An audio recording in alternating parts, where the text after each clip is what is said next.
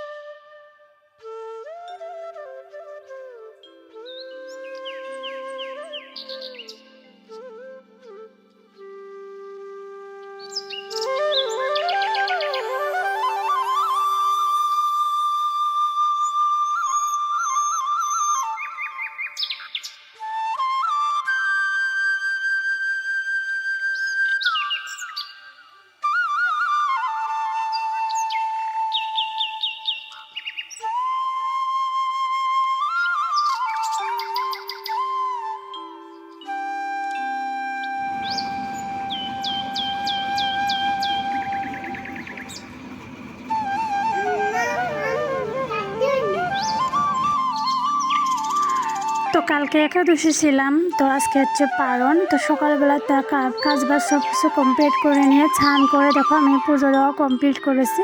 আর এখানে পুজোর প্রসাদ, তো সবাইকে দিলাম পুজোর প্রসাদ। এখন আমি খাবো।